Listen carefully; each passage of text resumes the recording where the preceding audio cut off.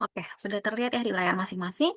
Nah, saya akan review kembali terkait dengan proses abnormalitas dan aberasi kromosom. Nah, kita kan kemarin itu sudah bahas terkait dengan penyimpangan ekstensi daripada hukum Mendel, penyimpangan hukum Mendel, baik yang dipengaruhi oleh faktor internal, eksternal, sama seks terpaut seks gitu ya.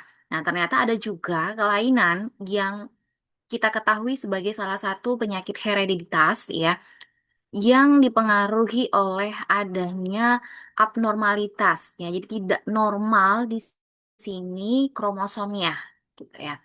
Nah, jika posisi kromosomnya di sini mengalami abnormalitas, maka nanti akan menimbulkan penyakit-penyakit hereditas yang kita ketahui ya. Ada beberapa penyakit yang nanti akan kita sampaikan di materi ini. Nah, kemudian apa sih itu aberasi ya, aberasi kromosom? Jadi dikatakan suatu kromosom mengalami aberasi yaitu apabila keadaan abnormalitas kita temukan pada individu yang mana keadaan tersebut muncul karena adanya perubahan kromosom gitu. Nah, kalau manusia ya itu kromosomnya kan 46 buah atau sekitar 23 pasang yang terdiri dari 22 pasang autosom dan satu set kromosom kelamin gitu ya, XX ataupun XY. Nah, kenapa bisa terjadi abnormalitas ini? Jadi, kan kita ketahui tadi kalau normalnya kromosom itu 46 buah ya atau 23 pasang ya. 22 autosom kemudian satu set yang gonosom. Nah, di sini terjadi penambahan maupun pengurangan daripada jumlah kromosom. Jadi kromosomnya lebih dari 46 buah, ya. Kalau hal itu terjadi, ya kromosomnya lebih dari 46 buah, maka akan menimbulkan penyakit hereditas. Gitu ya. Ada kelainan yang muncul dari individu tersebut gitu. Kenapa bisa terjadi penambahan maupun terjadi pengurangan daripada jumlah kromosom? Jadi jumlah kromosomnya tidak sama dengan 46, ada yang melebihi dari 46, ada yang kekurangan dari 46.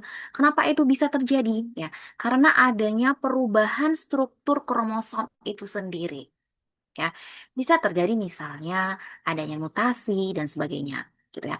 Sehingga ketika seorang ibu yang sedang mengandung itu sangat dilarang juga untuk terkena sinar X gitu ya, sinar gamma. Kalaupun untuk USG, nah itu kan ada batasannya, tidak boleh tiap hari melakukan USG gitu ya kan, karena tidak baik ya untuk sebab ya akibat dari adanya sinar X, sinar gamma ya, itu bisa mempengaruhi daripada susunan kromosom, bisa menyebabkan yang namanya mutasi, ya, mutasi genetik. Kalau itu terjadi, mutasi genetik otomatis maka akan terjadi perubahan dari struktur kromosom itu sendiri. Bisa menambah kromosomnya maupun bisa berkurang dari kromosom tersebut. Gitu ya. Jadi kenapa bisa terjadi ketidaknormalitasan daripada struktur kromosom. Ya. Nah, berikut ya, ada beberapa kriteria yang tergabung di sini kami sampaikan. Aberasi kromosom akibat perubahan daripada jumlah kromosom. Ya, pertama ada aneuploidy. Ya, apa itu aneuploidy? Aneuploidy adalah perubahan jumlah kromosom ya karena terjadinya pengurangan ataupun penambahan dari jumlah kromosom. Jadi dia tidak sampai 46 atau melebihi dari 46 jumlah kromosomnya. Maka itu disebut sebagai aneuploidy. Ya, kalau euploidy adalah perubahan jumlah perangkat jumlah kromosom dikategorikan aberasi kromosom kelompok ya. Jadi terjadi perubahan jumlah N-nya. Nah, kemudian next sini kita lihat ya beberapa terminologi aberasi pada jumlah kromosom. Aneuploidy jadi 2N tambah X kromosom. Nah, aneuploidy ini terdiri dari monosom, disomi, trisomi, tetrasomi, pentasomi, dan sebagainya. Nah, kalau dia monosomi berarti 2N kan ini rumusnya aneuploidy 2N tambah atau kurang X daripada kromosom. Nah, monosomi berarti 2N kurang 1. Ya. Kemudian disomi 2N. Ya. Kemudian trisomi 2N tambah 1. Tetrasomi 2N tambah 2. Pentasomi 2N tambah 3. Dan sebagainya. Ya. Nah, kemudian euploidi. Nah, ini terjadi penggandaan daripada si N-nya. Ya, diploid. Nah, kalau kita kan 2N, haploid N. Poliploidi. Nah, poliploidi 3N, 4N, 5N. Ya, ada beberapa penelitian juga dari kakak tingkat kalian yang mengupayakan terjadinya tanaman poliploidi. Ya, karena ada beberapa keuntungan ketika tanaman tersebut mengalami euploidi yaitu poliploidi. Ya, jadi dia ukurannya nanti jadi lebih besar. Ya, tanaman yang poliploidi ukurannya nanti akan lebih besar daripada tanaman yang diploid. Jadi kita memperbesar ukuran dari suatu tanaman. Ya, nah hasil penelitian dari kakak tingkat kalian juga menunjukkan bahwasanya untuk hasil daripada produktivitas ya daripada poliploidi harapannya dia akan menjadi lebih banyak karena jumlah ukurannya kan sudah lebih besar dibandingkan dengan diploid. Nah, harapannya dia bisa panen dalam jumlah yang lebih banyak. Salah satu dari hasil dari tanaman yang poliploidi yang teman-teman ketahui yaitu ketika kita membuat suatu tanaman seperti buah semangka gitu ya, buah melon yang poliploidi yaitu tidak memiliki biji. Nah, bagaimana kita membuat suatu tanaman tersebut menjadi tanaman poliploidi, yaitu dengan melalui mutasi genetik. Ya, jadi bijinya kita lakukan iradiasi, ya kita sinar gamma dulu, ya bijinya, kemudian setelah itu baru kita tanam. Ya, harapannya dengan adanya mutasi tersebut, sinar X, sinar gamma yang kita berikan kepada biji tanaman tersebut, maka akan mempengaruhi atau mengubah daripada struktur kromosomnya yang tadinya dia 2N menjadi 4N, poliploidi. Ya, jadi dia menyebabkan terjadinya perubahan ukuran daripada kromosomnya dan menyebabkan terjadinya perubahan ukuran daripada tanaman tersebut. Gitu. Nah, kemudian ada triploidi, yaitu 3N, kemudian tetraploidi, yaitu 4N, 5N, pentaploidi, dan sebagainya. Nah, ada autopoliploidi, ya. Jadi ini terjadinya kelipatan pada genom yang sama. Kemudian ada ya, allopoliploidi atau ampidiploidi, ya. Ini terjadinya penggandaan pada Zenon yang lebih dekat susunannya, gitu ya. Nah, kemudian next selanjutnya, nah, makhluk hidup ya di sini disampaikan bahwa terjadi perkembangbiakan secara kawin, gitu kan ya.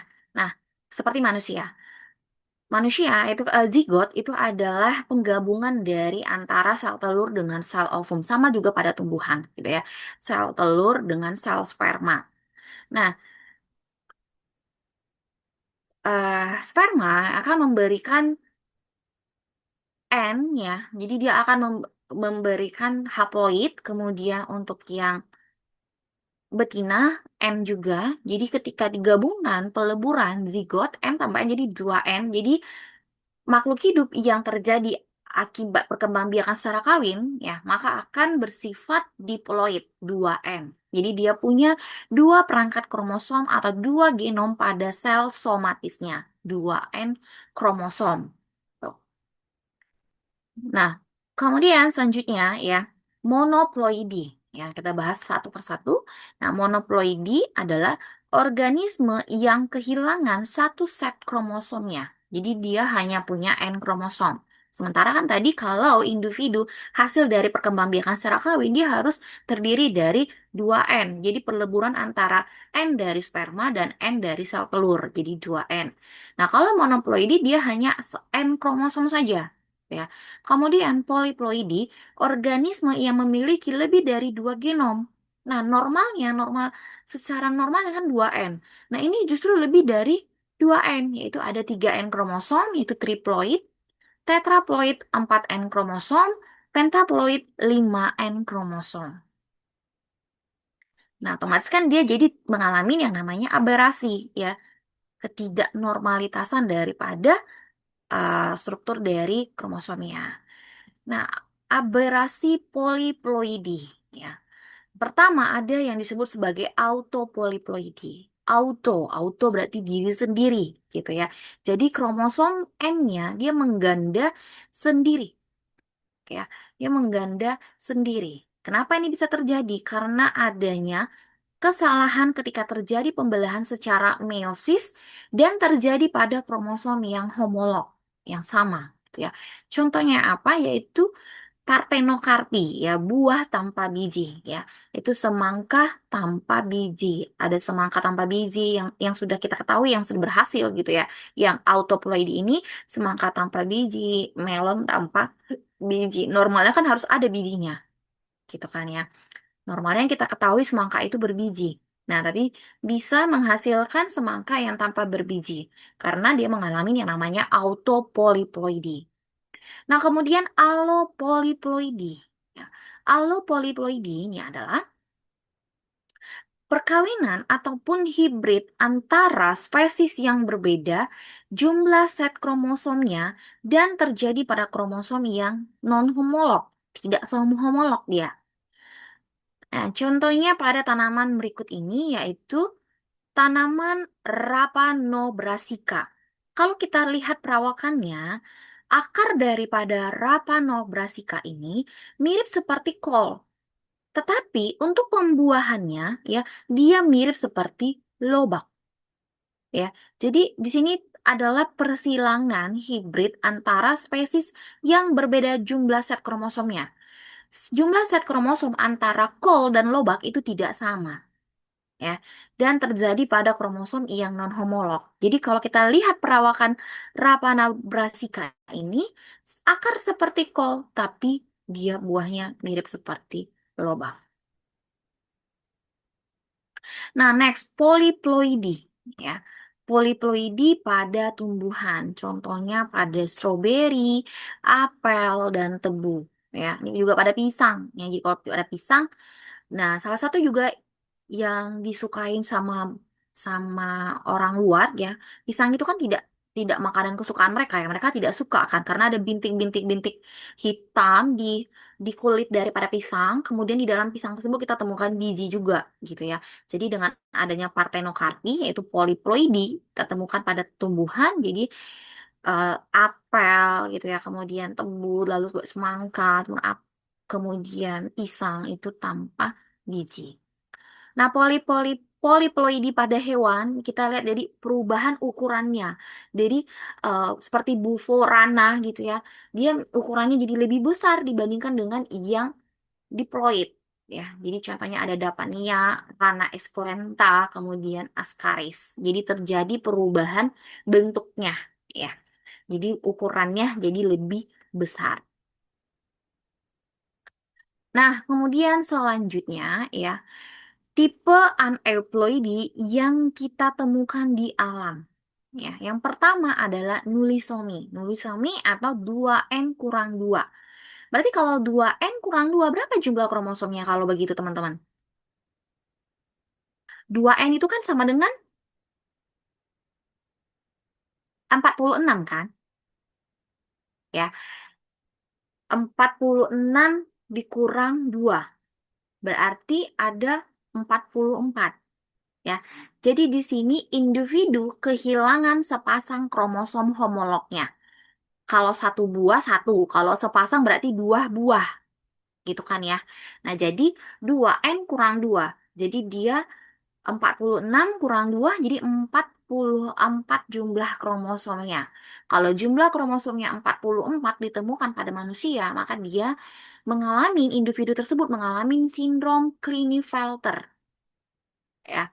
Ada yang pernah dengar sindrom Klinefelter? Apa itu kira-kira, teman-teman, sindrom Klinefelter?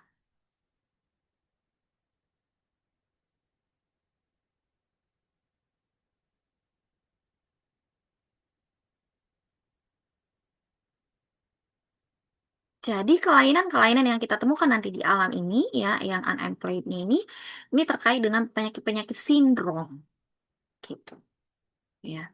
Ada yang pernah dengar Klinefelter? Ya, biasanya itu dia yang suka masuk pidana ya, mencuri. Laki-laki kayak perempuan, kata Amelia. Oke, nanti kita cek ya. Kita cek bener nggak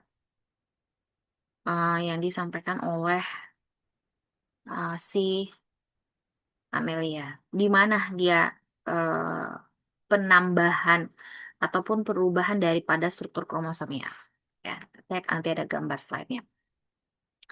Monosomi. Nah, kalau monosomi 2N kurang satu. Nah, individunya ini kehilangan sebuah kromosom tunggal.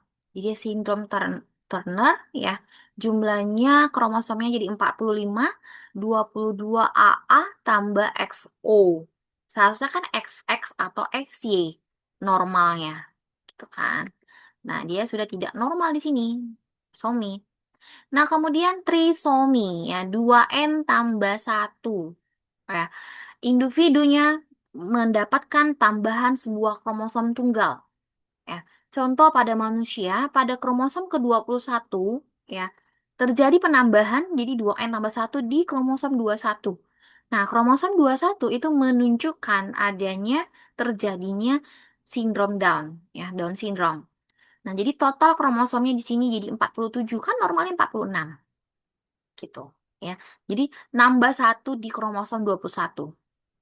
Ya, jadi dia berbeda-beda. Ada nanti yang penambahan itu di kromosom 21, ada nanti yang penambahan itu di kromosom 13. Nah, kemudian tetrasomi. Tetrasomi 2N tambah 2, berarti ada 48 jumlah kromosomnya. Ya, dia mendapatkan tambahan sepasang kromosom homolog.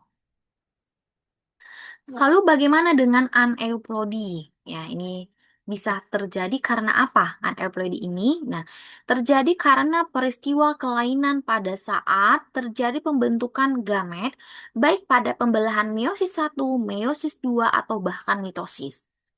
Nah, sehingga ketika seorang ibu yang sedang mengandung itu sangat disarankan oleh dokter tidak boleh makan A, B, C, D, gitu kan ya. Tidak boleh minum obat-obatan yang sembarangan kalau tidak tanpa persetujuan daripada dokter. Karena apa? Karena nanti ketika yang ditakutkan oleh dokter gitu ya, akan bisa menyebabkan terjadinya kelainan gitu ya. Ketika pada saat pembentukan gametnya tersebut ya proses pembelahan meiosis satu, meiosis 2, bahkan mitosis tidak terjadi secara sempurna. Ya, yang seharusnya dia 46 kromosomnya jadi ada yang berkurang maupun berlebih. Ada kasus apakah ini masuk ke dalam hereditas? Apakah suatu keluarga yang punya anak sindrom Down nanti next ke depannya bisa saja keturunannya sindrom sindrom Down? Apakah seperti itu kira-kira teman-teman?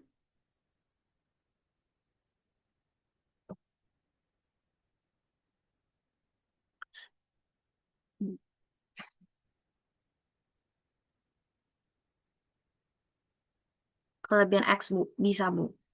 Berarti kalau begitu nanti eh konseling genetik ya, berarti sebelum pernikahan. Dicek dulu bibit bobot bebeknya, gitu ya. Ya. Jadi untuk sindrom Down ini sangat spesial ya orangnya ya. Spesial dan kalau di media sosial selalu disebut juga ya sebagai anak anak ajaib gitu ya. Ah, anak anugerah lah gitu. Karena emang walaupun mereka kekurangan, ya, tapi ada beberapa hal yang mereka milikin yang benar-benar di luar di luar dugaan pikiran kita gitu ya terkait dengan anak yang sindrom Down ini. Oke, nanti kita akan coba bahas. Kita kembali lagi ya ke materi ya terkait dengan kenapa bisa terjadi hal tersebut gitu ya. Makanya kalau dia sedang mengandung itu sangat disarankan sekali tidak boleh A, B, C, D, tidak boleh kena sinar-sinar X, sinar gamma dan sebagainya karena kita takutnya nanti bisa menimbulkan yang terjadinya mutasi tadi ya.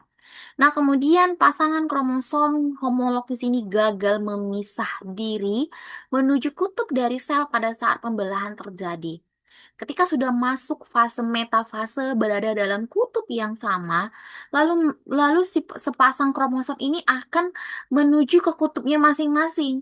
Nah, pada saat itu dia terjadi gagal memisah, gagal konjugasi gitu. Nah, itu bisa menyebabkan yang terjadinya aneuploidy, yang seharusnya dia harus berpisah menuju kutubnya, tapi tidak berpisah. Jadi jumlah kromosomnya dia berkurang dan ada yang bertambah. Nah, peristiwa gagal memisahnya kromosom yang sehomolog ini, ketika terbentuknya gamet, maka disebut sebagai peristiwa gagal berpisah atau non-disjunction. Ya, jadi karena gagal berpisahnya si kromosom yang homolog yang ketika berada dalam fase metafase mau menuju ke anafase, maka itu menimbulkan yang namanya aneuploidy, aberasi kromosom aneuploidy. Nah, berikut teman-teman sudah mempelajari terkait dengan pembelahan sel, gitu ya. Nah, di sini disampaikan, ditunjukkan gambar ya, terjadinya gagal berpisah pada meiosis yang pertama, ya.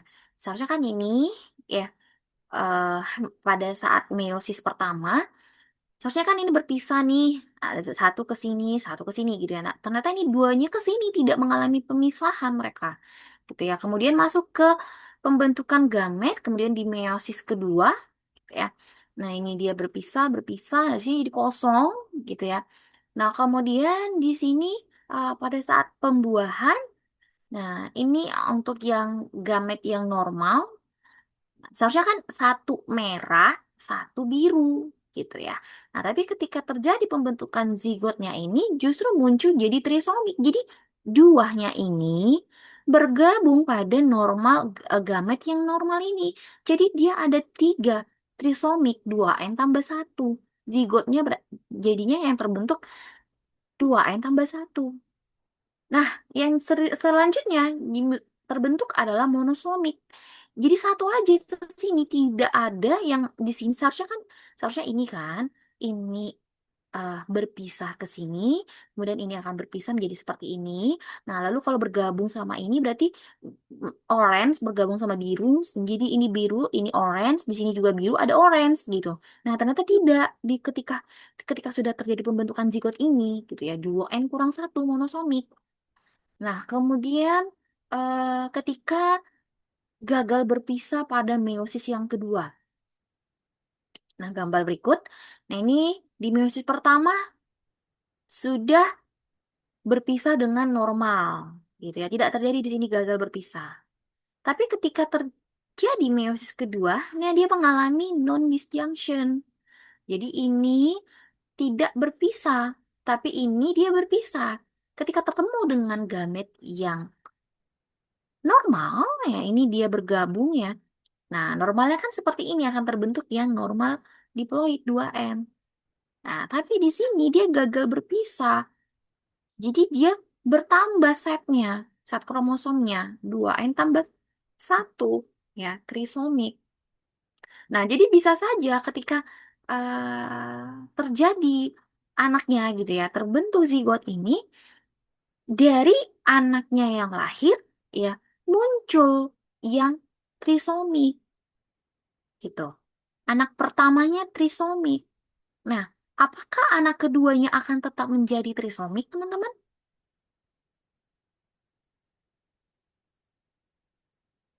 Jadi dia random, ya, sifat random.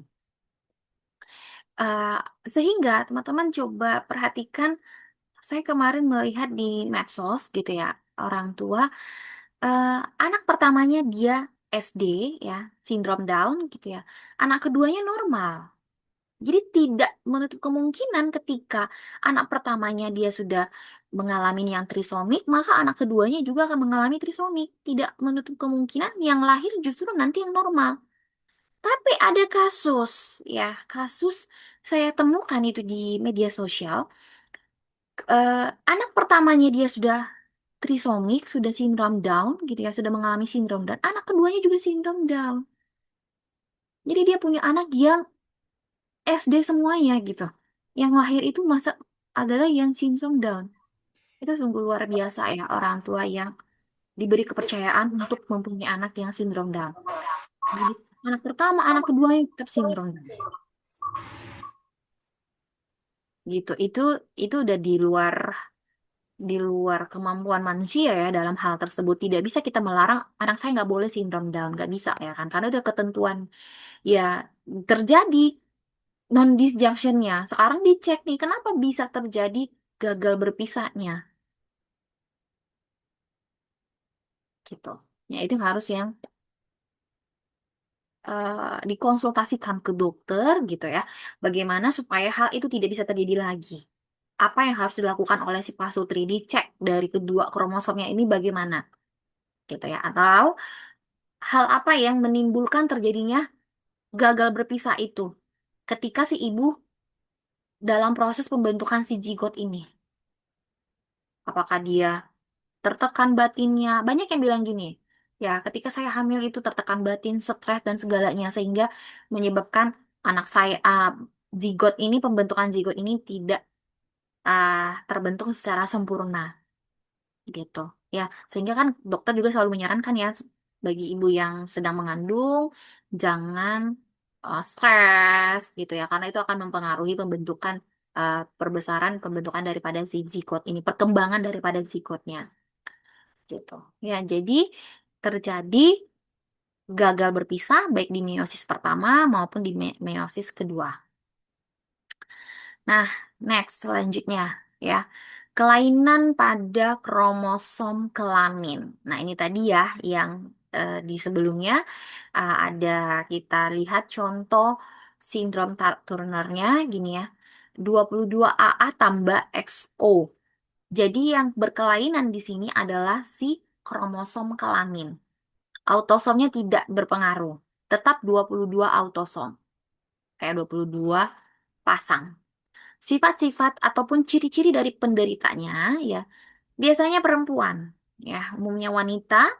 Kemudian di sini dia mengalami kehilangan daripada jumlah kromosom X. Jadi dia punya 45 kromosom. Tingginya sekitar 120 sampai 130 cm. Dadanya lebar, pinggulnya lebih sempit, sifat seksual sekunder tidak tumbuh secara sempurna, ya. Berarti ini masuk ke kalau seksual sekunder yang ada pada perempuan itu kan dapat dilihat dari uh, perkembangan dari payudara, itu kan ya. Kemudian ovumnya di sini tidak berkembang, ya. Gambarnya sebagai berikut. Seakan-akan seperti mirip dengan sindrom Down ya. Pemikiran kita tuh wajahnya itu seperti sindrom Down. Nah, ternyata bukan sindrom Down, tapi dia sindrom Turner. Hilang kromosom X1-nya. Oke. Nah, ketika hal ini terjadi ya persilangannya sebagai berikut ya. Jadi ovumnya di sini ya. Kemudian normal ovumnya dari si ibu normal, si ayah ya. Si ayah XY ya. Normal seharusnya XY. Tapi ketika terjadi pemisahan antara ya di di kromosom si ayah ini XY ini seharusnya kan di sini X di sini Y gitu kan ya.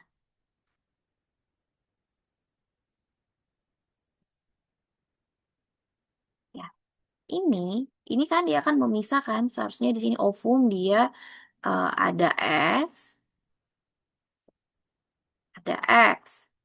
Nah, kalau laki-laki berarti dia X dan Y. Nah, jadi siapa sih yang membawa sakit, siapa sih yang menjadi sumber daripada kelainan daripada sindrom Turner ini ya kan dari si ini kan ya, dari si laki-laki. Nah, di sini seharusnya ini X, di sini Y. Nah, gitulah. Tapi di sini semuanya berkumpul X, Y-nya. Udah. Nah, di set kromosomnya ini dia nggak ada, dia nol. Nah, sementara ketika terjadi pembentukan zigot, ovum memberikan nilai dari kromosom X-nya bergabung dengan yang diberikan oleh si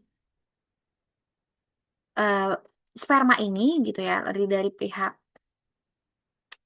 ayah gitu ya, yang bergabung itu, berlebur itu adalah set kromosom si sperma ini ya, si sperma yang dia tidak membawa kromosom X maupun kromosom Y, tapi nol, nggak ada kromosomnya. Nah, bergabunglah dengan si X yang dari si ibu. Nah, jadi dia tidak X, X, tapi dia X nol. Mengalamilah sindrom Turner. Oke, jadi hmm, dia dia penampakannya perempuan gitu ya. Yang lahir itu perempuan, tapi ada beberapa bagian yang tidak muncul seks sekundernya ya kita. Nah, kemudian selanjutnya yang kelainan pada kelamin, yaitu ini tadi yang Klinefelter tadi ya. Klinefelter individunya laki-laki ya. Jadi dia XXY, double X-nya gitu ya, kelebihan sebuah kromosom X. Jadi total kromosomnya 47. Ciri-cirinya kaki dan lengan kelihatan panjang, kakinya dan lengannya kelihatan panjang. Nah, seharusnya kan payudara ini kan kita temukan pada perempuan, gitu ya. Tetapi pada si laki-laki ini kelihatan nampak membesar payudaranya. Tetapi buah zakarnya dia mengecil. Nah, kemudian testisnya di sini tidak berkembang, ya. Ini ciri-ciri dari Klinefelter. Nah, untuk peristiwanya di sini ya, siapa yang dari mana sumbernya, ya? Siapa yang membawa membawa aberasi kromosomnya? Adalah si ibu, gitu ya. Jadi non disjunction tidak berpisah. Ya, seharusnya kan XX. Jadi dia tetap seharusnya kan X dan X. Ini dia tetap XX. Nah, si spermatozoanya ya berpisah. Perpisahan eh, X dengan Y-nya normal gitu ya. Satu sperma membawa X, satu spermanya membawa Y. Nah, ketika yang bersatu itu, yang berlebur itu adalah si X-nya, kemudian sedangkan dari si sel telur, itu dia tidak berpisah, tapi double XX-nya. Nah, sehingga dia yang lahir zigotnya itu adalah tambah kromosomnya. Gitu. Jadi XXY. Nah, ini disebut sebagai sindrom Klinefelter. Laki-laki, tapi dia perawakannya karena sudah double nih X-nya. Seperti perempuan. Gitu. Nah, kemudian selanjutnya masih terkait dengan sindrom uh, kelainan pada kromosom kelamin, yaitu sindrom Jacobs. Ya, sindrom Jacobs XYY, double Y-nya. Kalau tadi kan Klinefelter XX, double X-nya. Ya. Jadi di kromosom 23 kan ya. Kalau kromosom 22 itu masih autosom, kromosom kelamin itu kan di 23 kan teman-teman. Jadi kelainan yang berhubungan dengan kromosom ya kelamin yaitu kita temukan di kromosom nomor urut ke-23. Nah, sifat penderita umumnya ini individunya adalah laki-laki XYY, kelebihan sebuah kromosom Y. Jadi total kromosomnya adalah 47. Biasanya ini wajah adalah wajah-wajah kriminal. Jadi teman-temannya kalau ada punya wajah kriminal berarti itu hati-hati ya. Sindrom Jacobs ya, bukan ya. Nah kemudian dia, nah ini nih, coba perhatikan teman-teman satu kelasnya ada nggak yang suka menusuk-nusuk mata dengan benda tajam? Ah kalau ada seperti itu dia berarti dia sudah sindrom Jacob. Oke. Nah next selanjutnya wanita super ya. Jadi dia triple X-nya ya X X X X. Ya ditemukan pada perempuan kelebihan kelebihan sebuah kromosom X jadi punya 47 kromosom, perkembangan alat-alat tubuhnya di sini tidak sempurna, hidupnya biasanya tidak lama. Biasanya dia akan meninggal di waktu masih anak-anak untuk yang wanita super ini. Oke. Oke. Nah, sampai di kromosom kelamin ya, kelainan pada kromosom kelamin. Kira-kira teman-teman ada lagi nggak yang teman ketahui penyakit daripada ataupun aberasi daripada kromosom kelamin ini? Ya. Lalu Bu, bagaimana kalau yang penyimpangan seksual? Nah, itu penyimpangan seksual tidak ada kaitannya dengan kromosomnya, gitu. Tidak ada kaitannya dengan jumlah XXX, XX-nya double lah atau dia laki-laki, tapi terjadi penyimpangan seksual, gitu ya. eh, Suka dengan sesama jenis, ibaratnya seperti itu. Nah, itu tidak ada berkaitan dengan perubahan aberasi kromosomnya.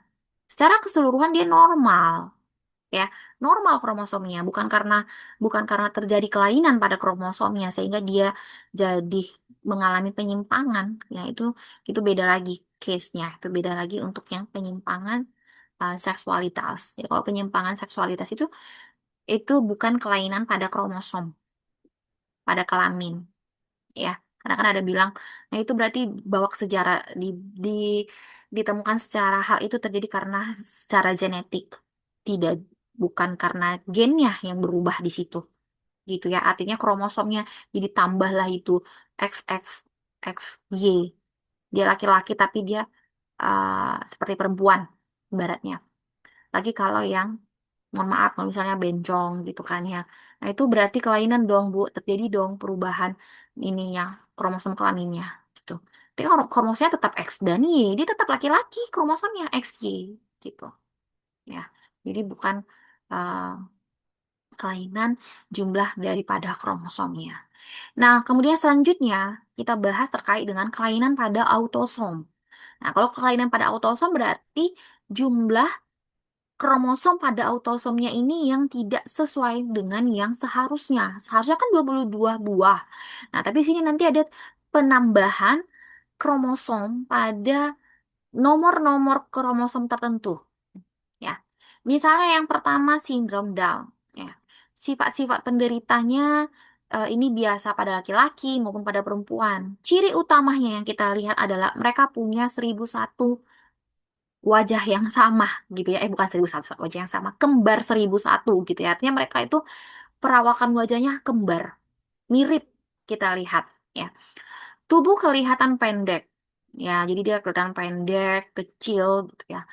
Muka itu umumnya ke arah bentuk bulat, matanya sipit, lipatan epikantus pada kelopak mata, ya. Kemudian hidung lebar ya dan datar. Ibu jari kaki dan jari kedua dari kaki itu biasanya tidak rapat. Jadi kadang ya kita kan ini kalau kaki kita kan dia akan rapat kan ya, jari kaki kita. Nah, kalau sindrom Down dia akan jauh. Jadi dari sini ke bagian ininya itu jauh, renggang gitu. Nah, kemudian IQ sangat rendah. Kemudian di mana terjadinya kelebihannya kromosomnya yaitu di kromosom nomor 21. Seharusnya 2 buah, tapi dia punya 3 buah autosom di nomor 21. Nah, satu lagi yang saya ketahui ya terkait dengan yang penyakit kromosom ini, nggak bisa kita obatin, nggak bisa kita perbaharuin. Ketika sudah terjadi penambahan kromosom di nomor 21, ya, nggak bisa kita hilangkan satu kromosomnya itu. Ya, makanya kalau kalau yang sudah terdeteksi sindrom Down, ya itu nggak bisa diobatin, gitu kan ya. Jadi kalau kalau sudah terjadi aberasi pada kromosom, nah itu sangat berat ya. Artinya itu penyakit yang kalaupun nanti ada muncul penyakit-penyakit yang langka karena akibat yang kromosom, nah itu kromosom sulit untuk kita obatin, sulit untuk diubah gitu ya, untuk nggak bisa gitu ya untuk yang kromosom-kromosom berkaitan dengan kromosom sini. Oke, ya.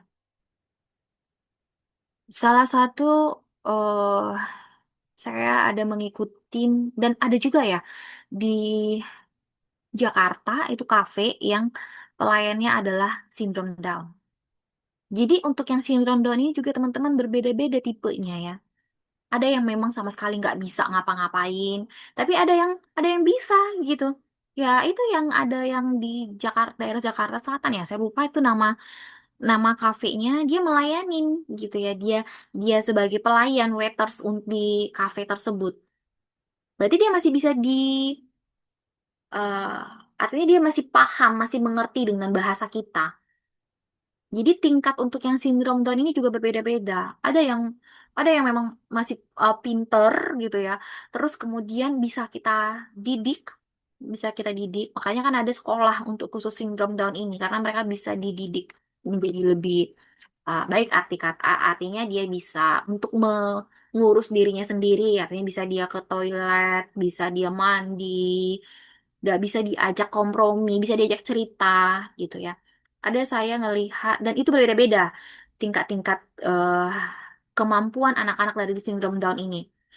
Ada yang saya lihat ngikutin di media sosial yaitu di TikToknya gitu ya, seorang anak yang sindrom Down. Tapi dia paham, mengerti ketika diajak bercerita, ditanya, dia tahu gitu dan ngomong pun dia masih bisa gitu kita kita kita ketahui apa yang diomongkannya gitu kan ya, disuruh dia menyuci piring terus kemudian seperti menjemur kain dia bisa. Nah itu karena dia diatur. Jadi sebenarnya anak-anak yang sindrom Down ini bisa ditata gitu ya, masih bisa diajarin gitu. Nah kemudian satu ciri khasnya mereka ini adalah penyayang gitu. Yang sindrom Down ini kalau sudah suka sayang sama seseorang itu sangat sulit dia untuk melepaskan si seseorang itu. Jadi dia sayang sekali dengan misalnya eh, orang tuanya atau dengan adiknya. Pokoknya kalau ada satu orang yang sudah menyentuh hati dia, gini itu dia akan sangat-sangat posesif jadinya ke orang tersebut. Dan apakah teman-teman ketahui, apakah teman-teman pernah melihat yang sindrom Down ini? Apakah usianya itu bisa sampai lama, bisa sampai tua kah, teman-teman? Yang teman ketahui ada nggak sindrom Down dia sampai berumur sudah sampai kakek-kakek?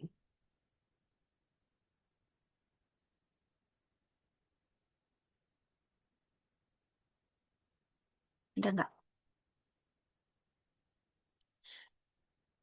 Kalau dari segi usia, sebenarnya sangat singkat sih umur mereka ya. Ini ada yang komen. Nggak ada Bu Nurul. Iya, sangat singkat ya. 20-an, 30-an gitu ya. Tapi setelah itu nggak ada yang bisa bertahan sampai eh, menua gitu. Sampai sampai seperti umur normal manusia yang sampai 70 tahun gitu kan ya. Kalau manusia kan sampai 70 sampai ada yang nenek kita 80-an gitu ya. Jadi kalau sindrom Down ya memang nggak bisa gitu ya. Dulu ada tetangga saya dia hanya sampai usia 30 yang anak-anak sindrom Down ini. Oke. Nah, kemudian sindrom Patau. Nah, sindrom Patau terjadi pada kromosom nomor 13. Ya. Kromosom autosomnya mengalami kelainan pada kromosom nomor 13, 14, atau 15. Ya. Jadi penambahan di sini ada 45A, AA, 45A dan XX ataupun XY. Ciri-cirinya sebagai berikut nih, teman-teman anak bayi ini gambarnya ini adalah sindrom Patau gitu ya.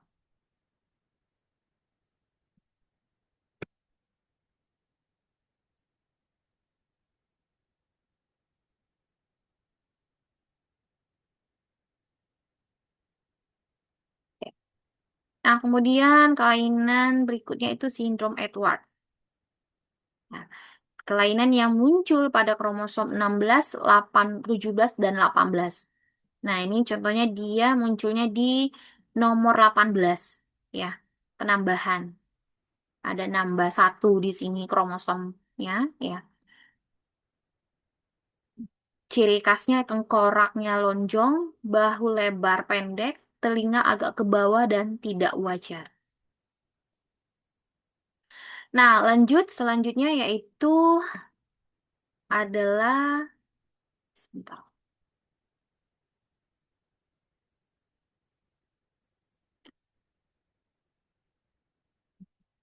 Aberasi kromosom akibat perubahan struktur daripada kromosom ini ya.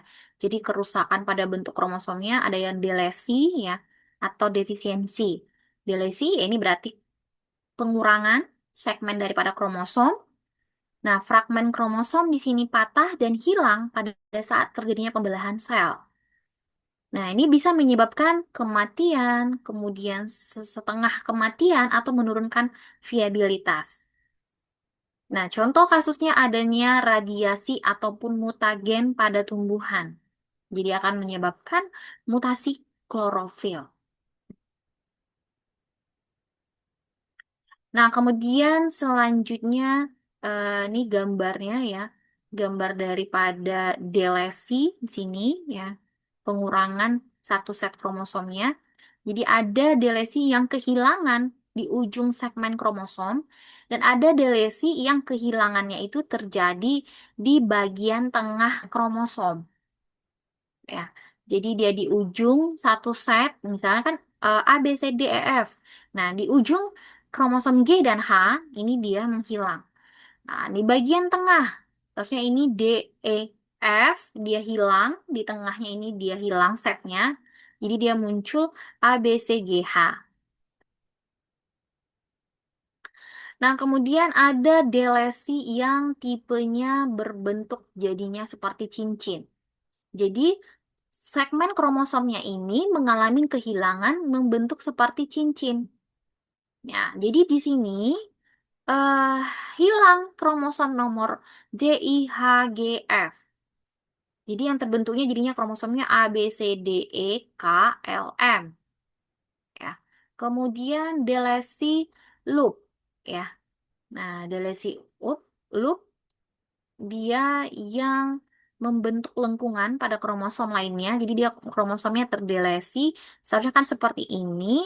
Ya ada C dengan D, tapi yang C dengan D di sini mengalami delesi, hilang ya. Jadi yang muncul adalah kromosom A, B, E, F, G, H. Itu disebut sebagai delesi loop.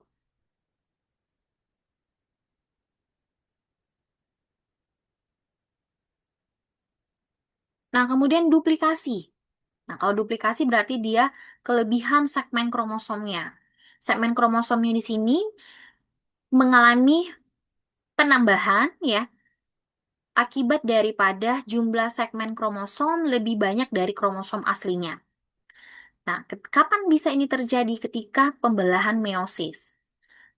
Ya, kemudian translokasi. Jadi terjadi pemindahan sebagian dari segmen kromosom ke kromosom lainnya yang bukan kromosom homolognya atau terjadi mutasi yang mengalami pertukaran segmen kromosom ke kromosom yang non-homolog.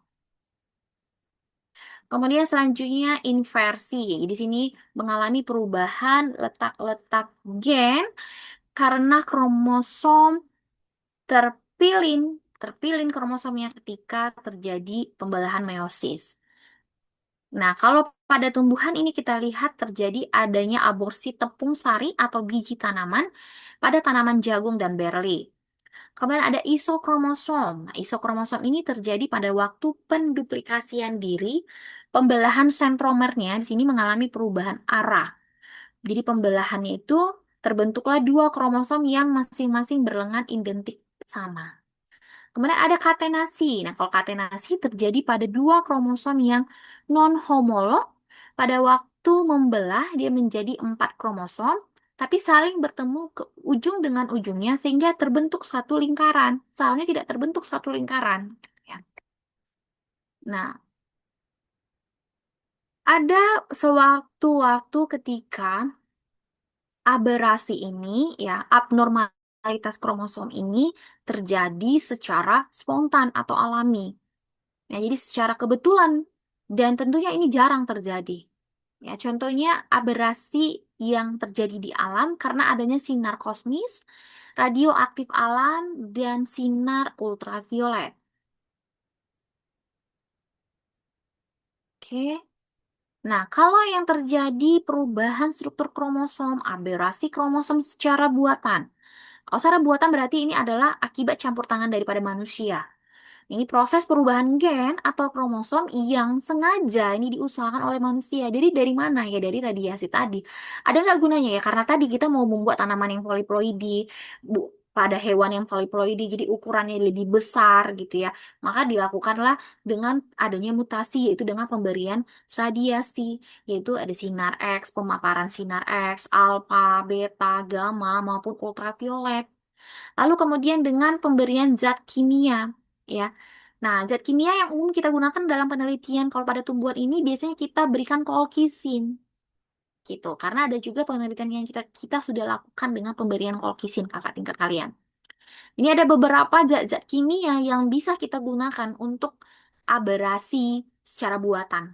Ya, perubahan struktur kromosom secara buatan, yaitu gas metan, asam nitrat, kolkisin, digitonin, hidroksil, amin, akridin, etil metan sulfat, sulfonat, gitu gitu ya. Nah, sehingga kenapa Bu kalau pada manusia itu terjadi yang namanya kelainan sindrom tadi? Ya tadi kita kan nggak tahu dari makanan si ibu ketika dalam proses pembentukan zigot ini menggunakan bahan-bahan kimia yang masuk dalam kategori sebagai berikut yang bisa menyebabkan perubahan daripada struktur kromosom. Kemudian suhu, temperatur, nah ini juga bisa mempengaruhi kecepatan mutasi, yaitu akan menjadi lebih cepat, lebih bertambah prosesnya mutasi tersebut karena adanya kenaikan suhu.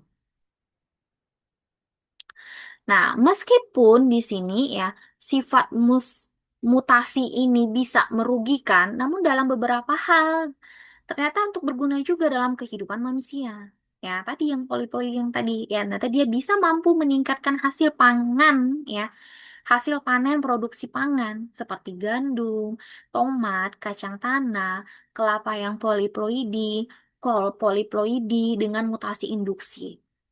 Kita kemarin tuh ada buat kenikir. Kenikir tuh dengan bimbingan bersama dengan Bu Reni. Kenikir itu kita poliploidi gitu ya.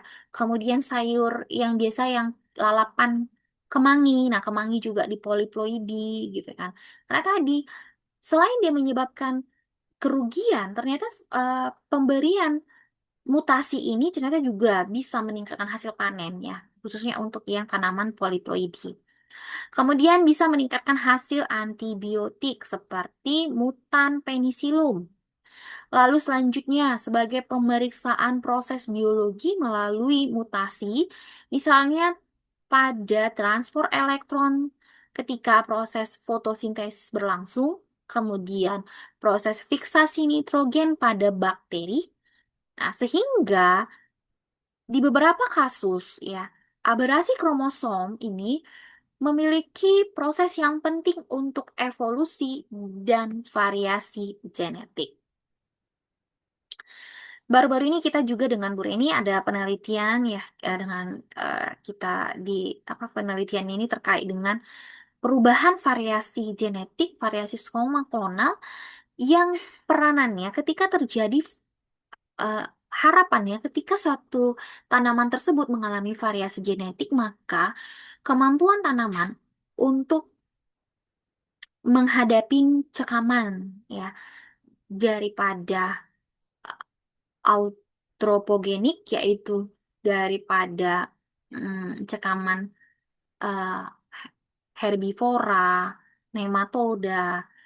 Jadi ketika suatu tanaman tersebut diberikan mutasi, kemudian selanjutnya dipaparkan suatu bakteri, diinfeksikan bakteri atau virus, apakah tanaman yang sudah mengalami mutasi genetik tadi, dia punya kemampuan yang berbeda dengan tanaman yang tidak mengalami mutasi genetik gitu ya. Ketika diberikan serangan infeksi bakteri maupun patogen lainnya seperti virus, jamur gitu ya.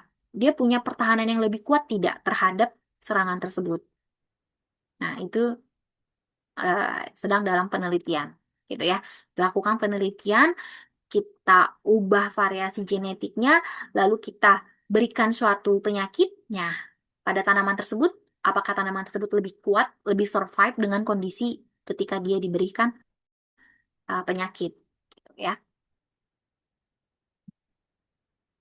Oke, oke.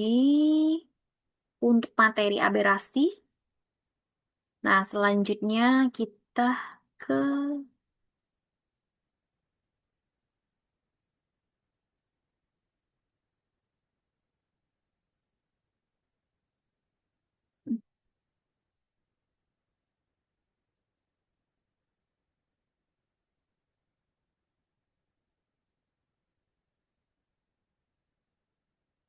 hukum Hardy-Weinberg.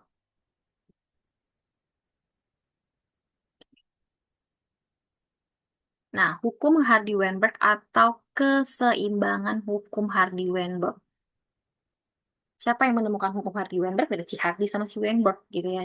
Hubungkan Hardy-Weinberg. Oke, sebentar ya.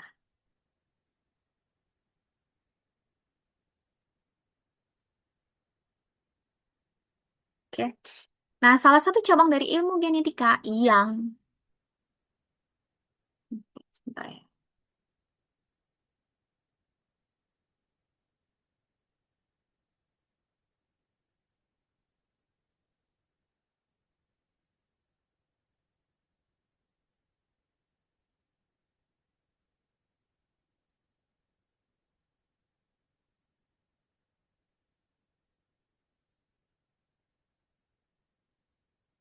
Cabang ilmu genetika yang menguraikan secara matematis kemungkinan penyebaran gen dalam suatu populasi dengan menghitung frekuensi gennya serta menjelaskan beberapa faktor yang mempengaruhi frekuensi gen tersebut. Nah, itu si genetika populasi genpop. Nanti ada itu mata kuliah pilihan genpop ya dengan Pak Rizky. Suatu populasi dikatakan seimbang ketika frekuensi gen dan frekuensi genetiknya berada dalam keadaan tetap dari setiap generasi. Nah, sejarah dari perkembangan genetika populasi ini yaitu adalah si Godfrey Hardy. Dia melakukan beberapa penelitian yang menggambarkan bagaimana hubungan antara penyebaran genotip-genotip dengan variasi fenotip individu-individu pada suatu populasi. Nah, hasil penelitian si Hardy ini kemudian dipublikasikan oleh si Weinberg. Nah, siapa yang menemukan, siapa yang mempublikasikan, gitu kan ya. Jadi sehingga disebut Hardy Weinberg bekerja sama mereka. Ya, jadi selanjutnya menjadi prinsip dasar dari genetika populasi, hukum Hardy Weinberg. Ya, nah prinsipnya yang pertama itu fokus pada frekuensi alel. Nanti kita cek frekuensi alelnya, frekuensi genotip dari satu generasi ke generasi berikutnya dalam suatu populasi. Frekuensi alel dan frekuensi genotip sebagai gen pool ya, lengkang gen ya, di mana gen pool ini adalah kumpulan gen yang terdiri atas semua alel pada semua lokus gen yang terdapat pada semua individu dalam populasi tersebut.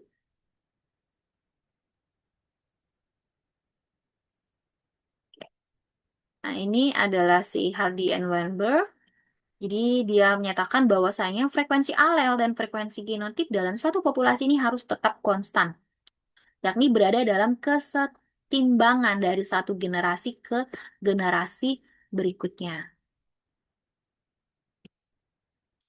Nah, kapan suatu kondisi tersebut yang seimbang ya dikatakan sebagai hukum Hardy-Weinberg, terjadi keseimbangan hukum Hardy-Weinberg kapan? Ya, jadi ada beberapa syarat di sini. Yang pertama, ketika ukuran populasi besar ya. Kemudian terjadi perkawinan acak. Kemudian tidak terjadi mutasi di sini. Dan selanjutnya tidak terjadi seleksi alam. Jadi keseimbangan tersebut terjadi, dia tetap konstan frekuensi gennya, gitu ya. Ketika ukuran populasi besar, perkawinannya acak, tidak terjadi mutasi, migrasi, genetic drift, dan tidak terjadi yang namanya seleksi alam. Oke, saya cepat. Nah, untuk rumusnya di sini ya, hukum Hardy-Weinberg adalah P tambah Q sama dengan satu ya. Itu P kuadrat tambah Q kuadrat ya sama dengan satu. di mana nanti P tambah Q pangkat 2 gitu ya, kita pecahkan menjadi P kuadrat tambah 2PQ tambah Q kuadrat sama dengan 1. P kuadrat ini siapa? P kuadrat ini adalah yang dominan, homozigot dominan. Q kuadratnya adalah yang resesif. Sedangkan 2PQ-nya ini adalah yang heterozigot. Nah, alel resesifnya adalah P tambah Q sama dengan 1. Oke.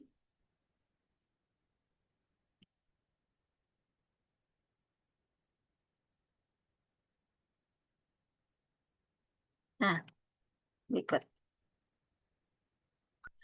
Frekuensi alel A di dalam satu populasi adalah P kecil. Dalam satu populasi gamet, peluang keduanya mengandung alel A besar adalah P kali P sama dengan P kuadrat. Ya. Frekuensi alel A kecil di dalam suatu populasi adalah Q. Dalam suatu populasi gamet, peluang keduanya mengandung alel A kecil adalah Q kali Q sama dengan Q kuadrat. Dalam suatu populasi gamet, peluang keduanya mengandung alel yang berbeda adalah P kali Q tambah Q kali P sama dengan 2PQ. A dari betina, A kecil, dan A besar dari jantan. A besar dari jantan, A kecil dari betina. Nah, ini untuk gamet betina, misalnya kan ya. Jadi A besar ini sebagai P kuadratnya. A besar, A kecil ini jadi PQ, ya. Kemudian A kecil ini adalah Q kuadratnya. Jadi diumpamakan nanti dalam perumusan P kuadrat tambah 2PQ tambah Q kuadrat, ya. Berarti untuk P kuadratnya itu adalah yang dominan, Q kuadratnya itu adalah yang resesif, sedangkan yang heterozigotnya adalah P kali Q. Next, selanjutnya berikut ya. Menghitung frekuensi alel dengan menggunakan hukum Hardy-Weinberg. 4 orang di sebuah desa terdiri dari 100 penduduk menderita albino. Oke, 100 penduduk menderita albino. 4 orang dari 100 penduduk. Jika diasumsikan populasi tersebut sudah mencapai keseimbangan Hardy-Weinberg, maka kita diminta untuk mencari tahu ya frekuensi alel untuk albino ya berapa, kemudian frekuensi genotipnya nanti. Ya. Yang pertama berarti kita cari adalah frekuensi penderita albino. Albino adalah yang resesif. Ya, jadi A kecil A kecil. Kalau di dalam rumus berarti kalau A kecil ini apa teman-teman? P atau Q? Q kan? Q. Q kuadrat. Ya kan? Nah, berapa jumlah yang albino? Albino jumlahnya 4. Total penduduknya berapa? 100. Maka frekuensi penderita albino adalah 4 bagi 100, sama dengan 0,04. Nah, lalu frekuensi alel albino, ini kan tadi Q kuadrat kan teman-teman? Ini masih Q kuadrat, 0,04 ini. Ya, jadi nilai Q kuadratnya 0,04. Yang diminta adalah frekuensi alel albino. Berapa? Maka kita cari nilai dari Q-nya. Ya, untuk mencari nilai Q, kita kita ada nilai dari Q kuadrat. Yang kita temukan dari soal ini adalah kita bisa mencari nilai Q kuadrat. Maka kita disuruh untuk mencari nilai Q-nya. Nah, rumusnya adalah akar dari 0,04.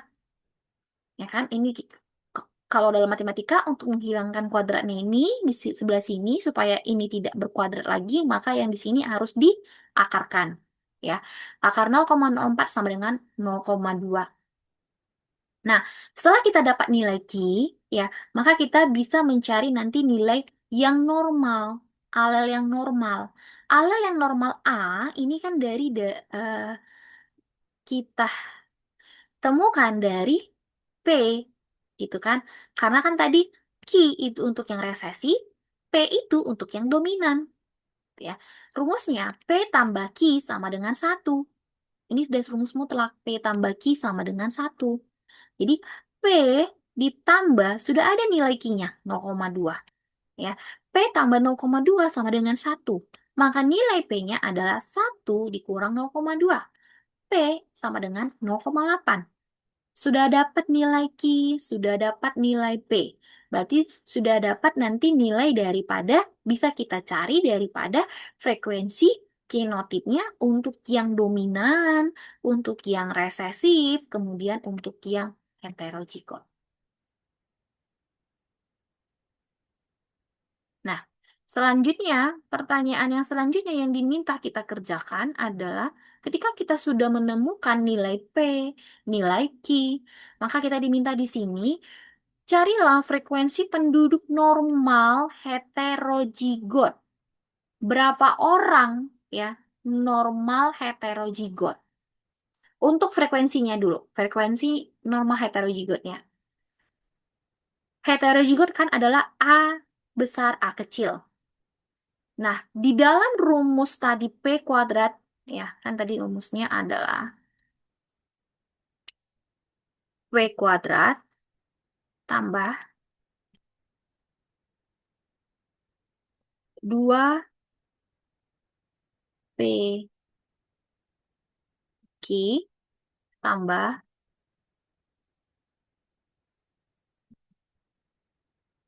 Q kuadrat. Yang ini adalah yang dominan, ya kan? Berarti ini dominannya nanti kalau kita mau cari AA, homozigot AA. Nah, kalau yang ini adalah yang heterozigot, gitu kan ya. Nah, untuk yang heterozigot adalah A besar, genotipnya adalah A besar dan A kecil. Kalau Q kuadrat adalah yang resesif, A kecil, A kecil.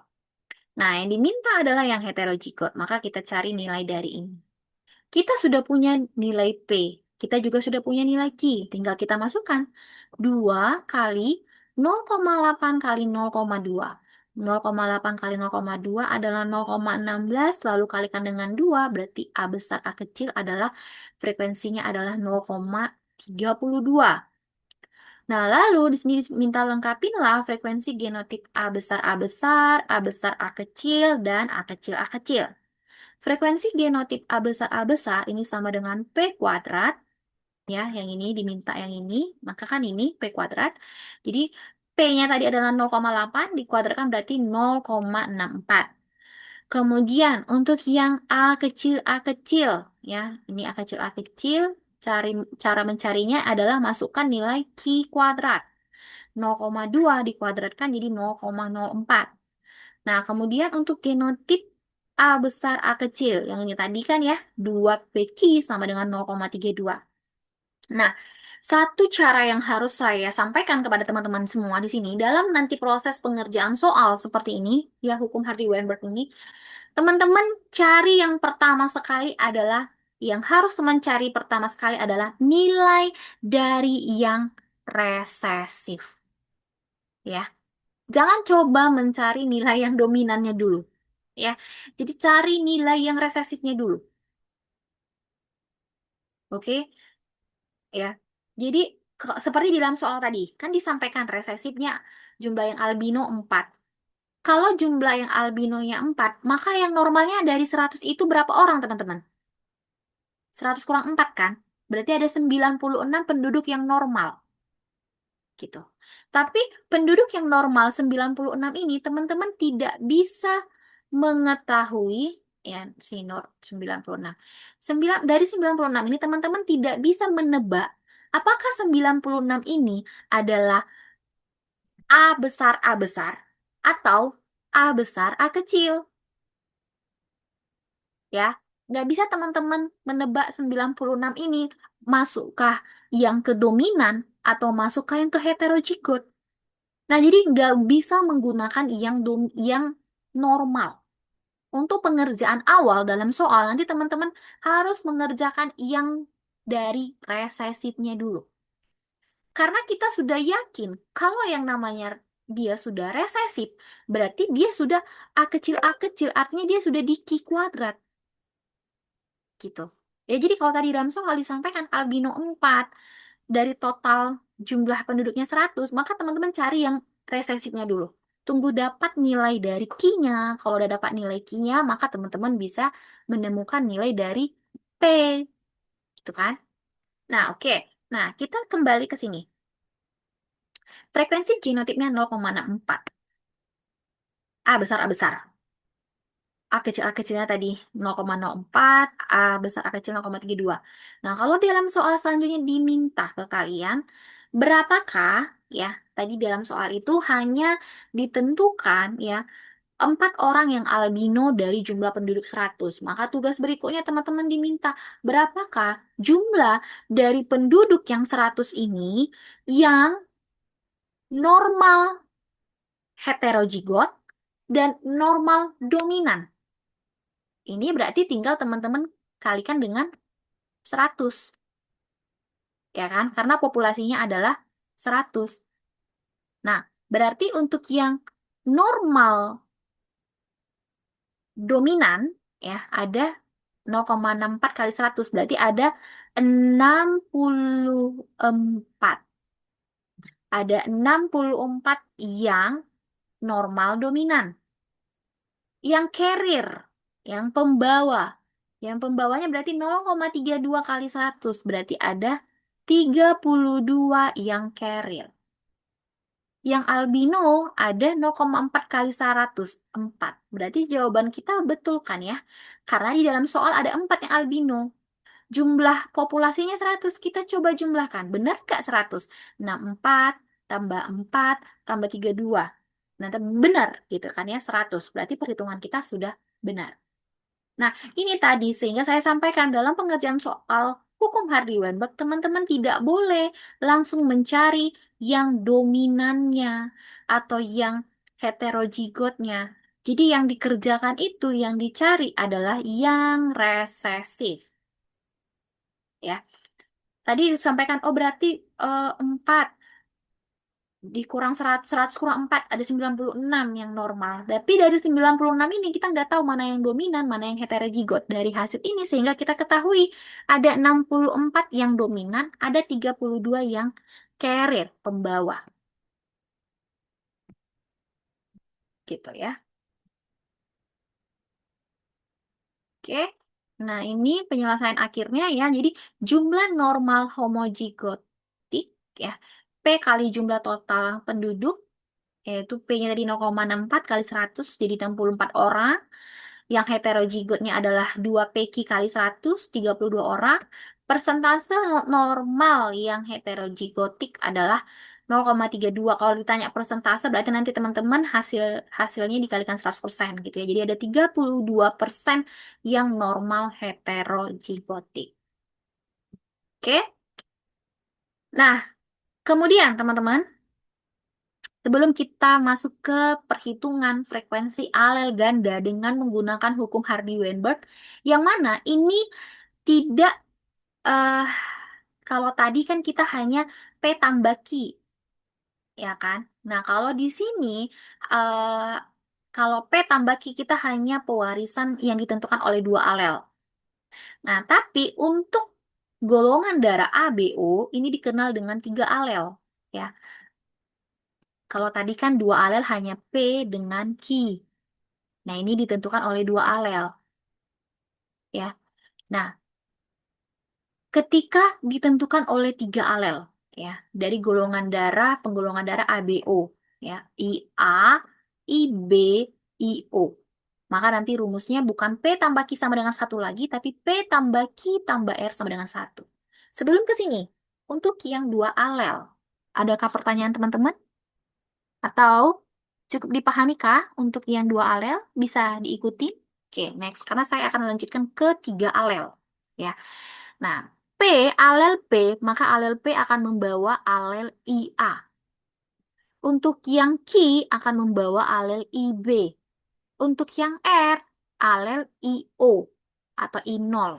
Jadi, persyaratannya P tambah Q tambah R sama dengan 1. Kalau dua alel itu masih sederhana gitu ya, hanya P tambah Q sama dengan satu. Tapi kalau tiga alel P tambah Q tambah R sama dengan satu, ini lebih banyak nanti perhitungannya ya. Nggak apa-apa, pelan-pelan kita kita eksekusi ya untuk yang tiga alel. Nah,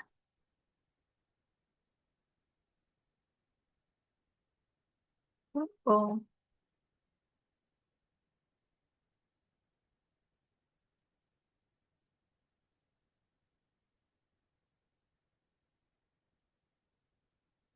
eh,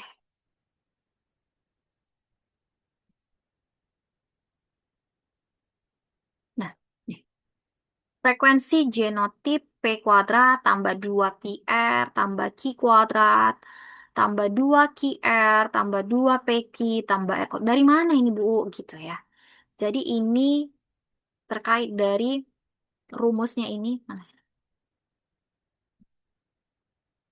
P tambah Q pangkat 2. Nah, kalau kita kan jadi P tambah Q pangkat berapa, teman-teman? Karena ada tiga alel di sini. Nah, ini rumusnya sudah mutlak gitu ya. P kuadrat tambah 2PR ya, tambah Q kuadrat tambah 2QR tambah 2PQ tambah R kuadrat sama dengan satu. P kuadrat ini apa? P kuadrat ini adalah frekuensi genotip IA. Berarti ini untuk golongan darah A yang homozigot ya. Karena untuk golongan darah itu kan ada golongan darah, untuk yang golongan darah A itu kan ada yang homozigot, ada yang heterozigot kan ya teman-teman. Kalau yang homozigot berarti dia IA. Kalau yang dia heterozigot adalah IA-I0. Ini untuk penandanya nanti untuk 2PR. Kemudian Q kuadrat adalah IB golongan darah B homozigot. 2QR adalah IB-I0 golongan darah B yang heterozigot. R kuadrat adalah golongan darah O. Kemudian 2PQ ini adalah frekuensi genotip untuk IA-IB golongan darah AB. Oke, jadi ini diingat saja dulu ya terkait dengan penjabaran dari apa sih maksud dari P kuadrat, 2PR, Q kuadrat, 2QR, 2PQ, dan R kuadrat. Nanti ini dia sama dengan semuanya satu. Harus satu. Ya, maka dia sudah keseimbangan. Nah, soalnya sebagai berikut. Dari 1.000 orang yang menetap di Singkawang, diketahuilah 500 orang bergolongan darah O, 250 orang bergolongan darah A, 200 orang bergolongan darah B, dan 50 orang bergolongan darah AB. Nah, kalau dari sini teman-teman cek, tadi kan saya sampaikan harus yang kita cek itu adalah yang gimana teman-teman genotipnya. Yang sudah pasti kan genotipnya. Yang sudah pasti genotipnya berarti genotip apa yang sudah pasti? Golongan darah O. Karena golongan darah O genotipnya IO. Kalau golongan darah A, teman-teman sudah pastikah, meyakinkankah 250 ini berarti golongan darahnya A. Berarti nanti ini sudah pastilah dia IA ya dan IA. Sudah pastikah teman-teman dari 250 ini semuanya adalah IA? Tidak. Kenapa? Karena untuk golongan darah A itu punya dua genotipnya. Kalau nggak IA, maka bisa saja dia membawa genotip yang IA dan I0 gitu. Ya, jadi yang memudahkan kita untuk mencari data awal, data tadi awalnya adalah dari ini golongan darah O, gitu ya. Diminta hitunglah alel IA, IB, dan I0. Lalu frekuensi genotip. Ya, jadi dicari frekuensi alel, frekuensi genotip, IA, IB-IO, IO-IO, IA-IB. Berapakah di antara mereka yang bergolongan darah A heterozigot? Berarti kalau golongan darah A heterozigot yang mana teman-teman? IA atau IA0? heterozigot. IA, Iya, I0. iya, nol, Bu. Ya. Lalu selanjutnya yang diminta adalah B, homozigot. Oke. Next, kita bacakan. Nah, frekuensi alel alel IA, IB, dan I0. Maka, kan tadi P tambah Q tambah R sama dengan 0. R itu adalah nilai dari IO. Ya. Jadi, makanya saya sarankan mencari tahap awal adalah cari yang resesif O-nya gitu ya, yang nilai dari R. Sudah pasti golongan darah O itu adalah IO gitu ya. R kuadrat sama dengan, kita cari nih, jumlah orang bergolongan darah O per jumlah populasi total. Dalam soal, golongan darah O ada 500. Berarti 500 dibagi populasi totalnya 1000. Jadi 0,5. Ini masih nilai dari R kuadrat. Nah, yang kita butuhkan adalah nilai dari R. R sama dengan akar dari 0,5. Jadi nilai R adalah 0,71. Sudah? Nah, ketika kita sudah dapat nilai R, maka kita bisa cari nilai dari P tambah R kuadrat. Ya, jadi P tambah R kuadrat ini sama dengan jumlah orang bergolongan darah A ditambah golongan darah O. Ya, P ini kan, dari di awal itu P adalah golongan darah dari A. Kan ya? Jadi jumlah orang bergolongan darah A dan O. A dengan O. O 500, A 250, populasi totalnya 1000. Jadi 750 bagi 1000 sama dengan 0,75. Nah, setelah dapat itu, ya teman-teman, maka kita bisa cari ini P tambah R. Karena kan tadi P tambah R kuadrat. P tambah R kuadrat ini adalah rumusnya ini. Ketika kita sudah dapat hasilnya 0,75, maka kita bisa hilangkan kuadratnya. Oke, kita hilangkan kuadratnya dengan kita akarkan dari 0,75. Hasilnya 0,87.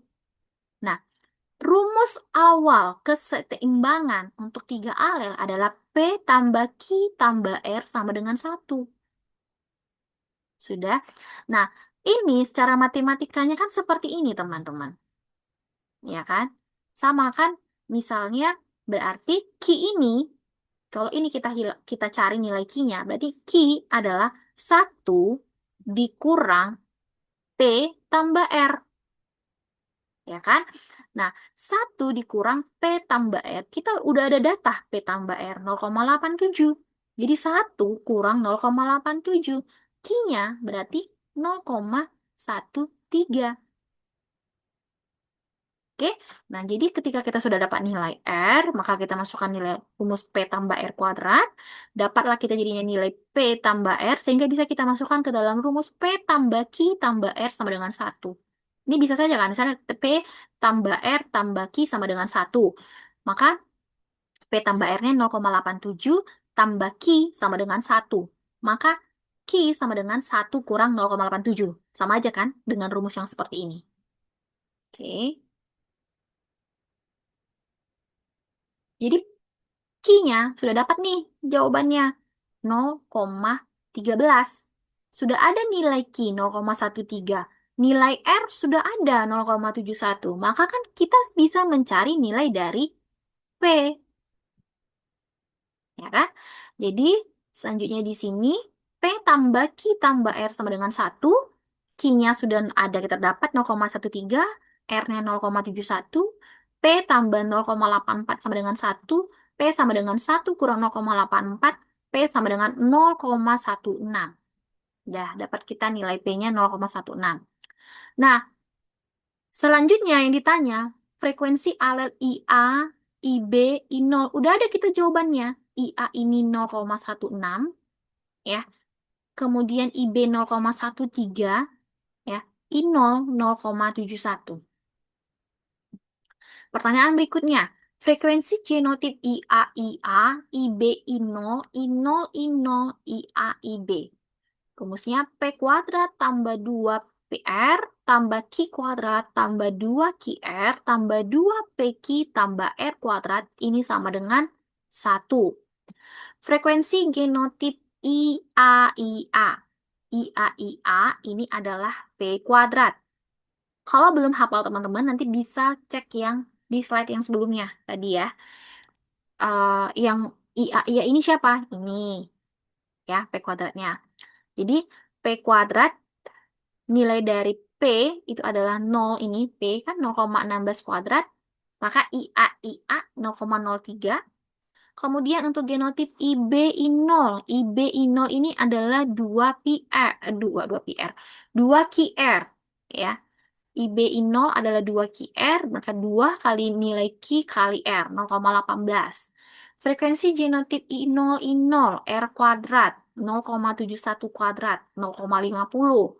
Frekuensi genotip IAIB 2PQ sama dengan 2 kali nilai P kali Q 0,04 ya.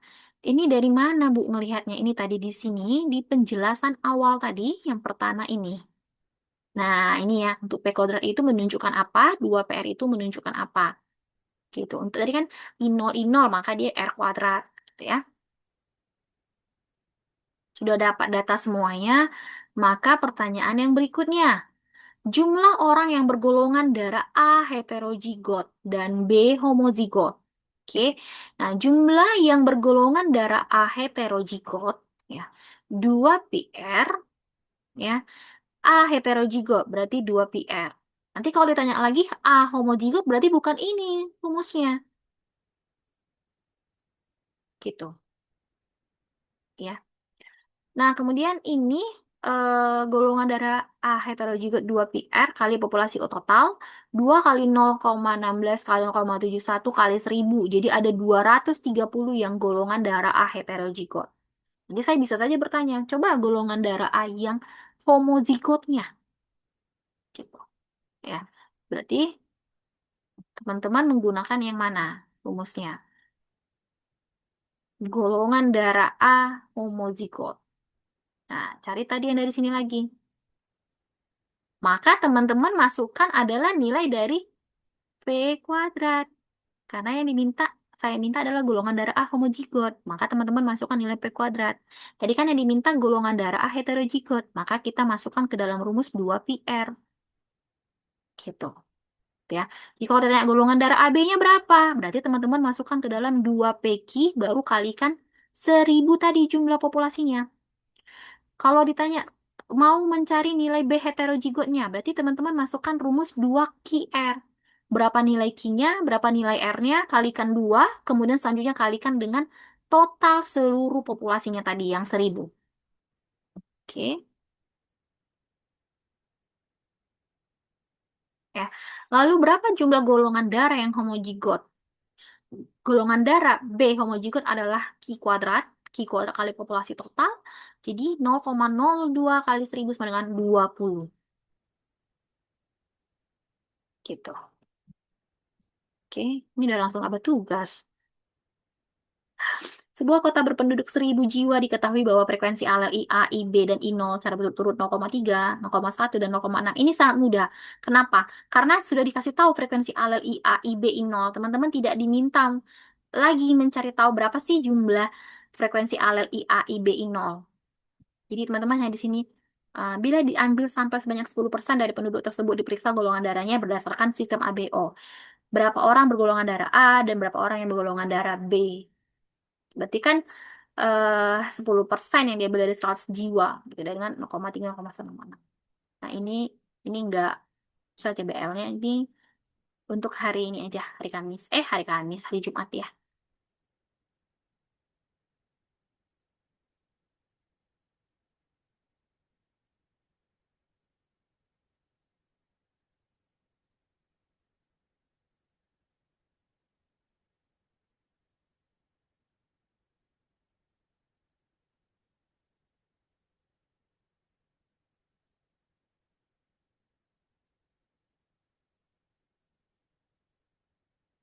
Nanti untuk hari hari Jumat ini nanti ya, bisa nanti kita cek tuh soalnya sebagai berikut.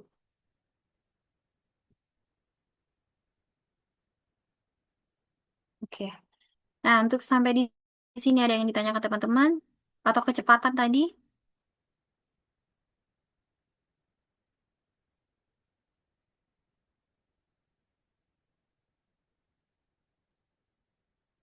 Ini apa nih? Miftah belum, Bu. Nilam belum, Bu. Belum, Bu. Ini yang mana tadi ya pertanyaannya?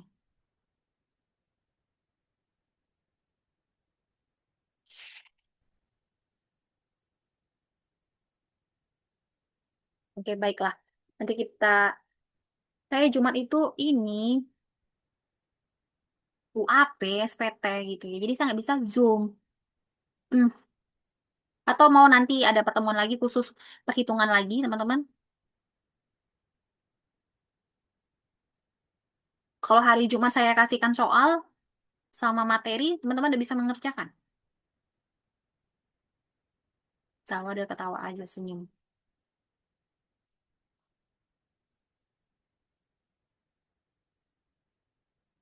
Oke, baiklah. Nanti dilihat kembali aja materi sama eh,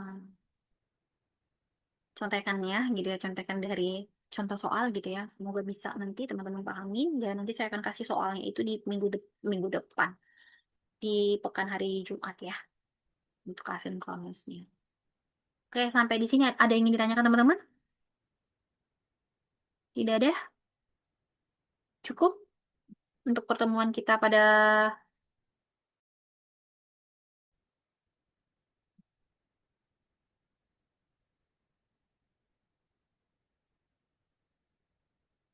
tidak ada.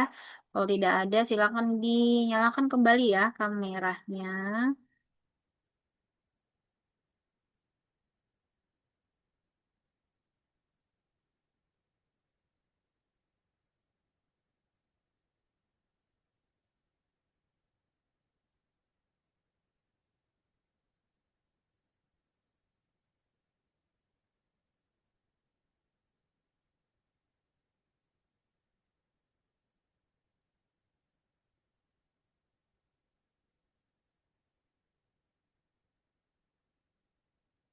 Screenshot kembali Salwa, before dan after. Baik, Ibu. Untuk teman-teman yang bisa untuk on cam, silakan on cam.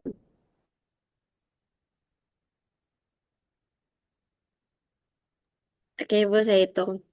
Satu, dua, tiga.